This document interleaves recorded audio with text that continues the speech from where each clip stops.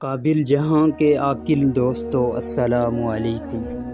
ناظرین، واقعات کے سلسلے میں ہمارا آج کا موضوع ہے داستان کربلا۔ کربلا کی دوپہر کے بعد کی رکت انگیز داستان سننے سے پہلے ایک لرزہ خیز اور دردناک منظر نگاہوں کے سامنے لائیے۔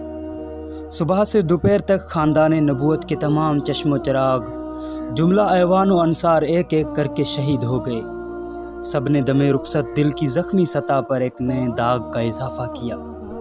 ہر تڑپتی ہوئی لاش کی آخری ہچکیوں پر امام علی مقام میدان میں پہنچے، گود میں اٹھایا، خیمے تک لائے، زانوں پر سر رکھا اور جان نثار نے دم توڑ دیا۔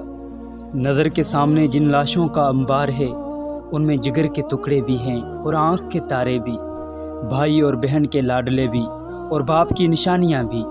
ان بے گور و کفن جنازوں پر کون ماتم کرے، کون آنسو بہائے، کون جلتی ہوئی آنکھوں پر تسکین کا مرہم رکھے۔ تنہا ایک حسین اور دونوں جہاں کی امیدوں کا ہجوم، ایک عجب درد انگیز بے بسی کا عالم ہے۔ قدم قدم پر نئی قیامت کھڑی ہوتی ہے، نفس نفس میں علم و اندوں کے نئے نئے پہاڑ ٹوٹتے ہیں۔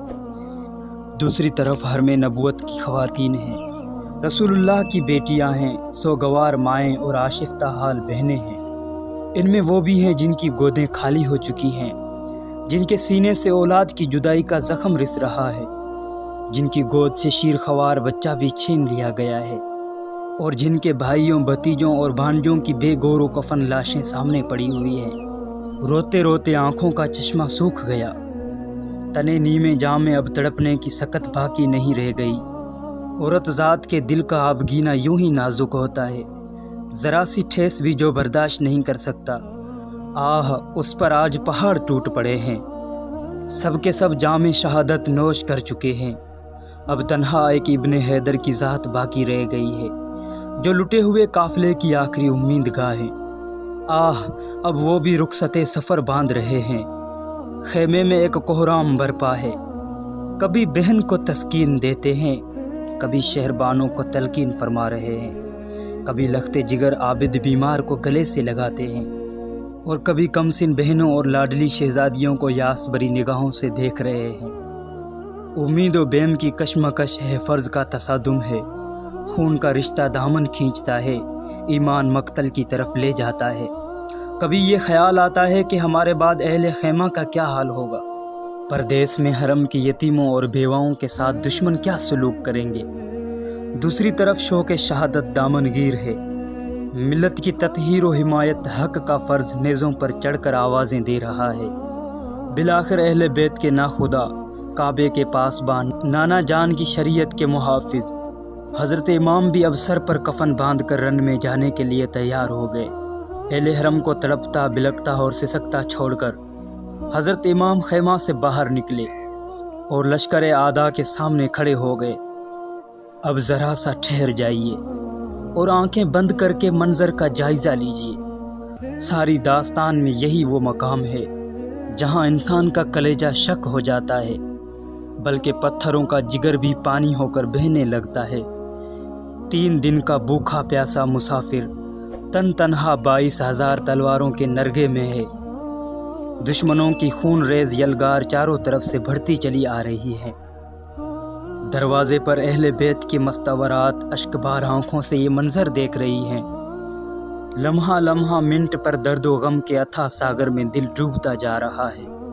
کبھی منہ سے چینخ نکلتی ہے، کبھی آنکھیں جھپک جاتی ہیں۔ ہائے رے تسلیم و رضا کی وادی یہ بے عیاں، پھولوں کی پنکھڑی پہ قدم رکھنے والی شہزادیاں آج انگاروں پر لوٹ رہی ہیں، جن کے اشارہ ابرو سے ڈوبا ہوا سورج پلٹ آتا ہے۔ آج انہی کے ارمانوں کا سفینہ نظر کے سامنے ڈوب رہا ہے اور زبان نہیں کھلتی۔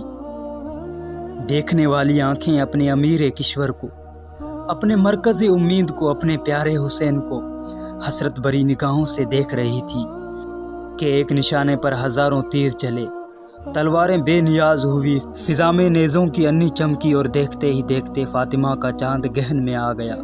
زخموں سے چور، خون سے شرابور، سیدہ کا راج دلارا جیسے ہی فرش پر گرا، کائنات کا سینہ دہل گیا، کعبے کی دیواریں ہل گئی، چشم فلک نے خون برسایا، خورشید نے شرم سے منہ ڈھانپ لیا، اور گیتی کی ساری فضا ماتم و اندوہ سے بھر گئی۔ ادھر ارواح طیبات اور ملائکہ رحمت کے جلوہ میں جب شہید اعظم کی مقدس روح عالم بالا میں پہنچی تو ہر طرف ابن حیدر کی امامت و یکتائی کا غلغلہ بند ہو رہا تھا۔ ادھر خیمے میں ہر طرف آگ لگی ہوئی تھی، صبر و شکیب کا خرمن جل رہا تھا۔ یتیموں، بیواؤں اور سوگواروں کی آہ و فغاں سے دھرتی کا کلیجہ پھٹ گیا۔ آہ، بیچ منجدھار میں کشتی کا ناخدا بھی چل بسا۔ اب بنو ہاشم کے یتیم کہاں جائیں، کس کا منہ تکیں؟ کاشانہ نبوت کی وہ شہزادیاں جن کی عفت صحرا میں روح الامین بھی بغیر اجازت کے داخل نہ ہو، نسیم صبا بھی جن کی آنچلوں کے قریب پہنچ کر ادب کے سانچے میں ڈھل جائے۔ آج کربلا کے میدان میں کون ان کا محرم ہے جس سے اپنے دکھ و درد کی بات کہیں؟ ذرا اپنے دل پر ہاتھ رکھ کر سوچئے کہ ہمارے یہاں ایک میت ہو جاتی ہے تو گھر والوں کا کیا حال ہوتا ہے۔ غم گساروں کی بھیڑ اور چارہ گروں کی تلقین صبر کے باوجود آنسو نہیں تھمتے، اضطراب کی آگ نہیں بجھتی اور نالہ فریاد کا شور کم نہیں ہوتا۔ پھر کربلا کے میدان میں حرم کی ان سوگوار عورتوں پر کیا گزری ہوگی جن کے سامنے بیٹوں، شوہروں اور عزیزوں کی لاشوں کا انبار لگا ہوا تھا، جو غم گساروں اور شریک حال ہمدردوں کے جرمٹ میں نہیں، خون خوار دشمن اور صفاق درندوں کے نرگھے میں تھی۔ سانحہ کربلا کا دل کو ہلا دینے والا بیان ابھی جاری ہے۔ امام علی مقام کی شہادت کے بعد کے حالات و واقعات جاننے کے لیے اگلی قسط کا انتظار کریں۔ اللہ نگہبان۔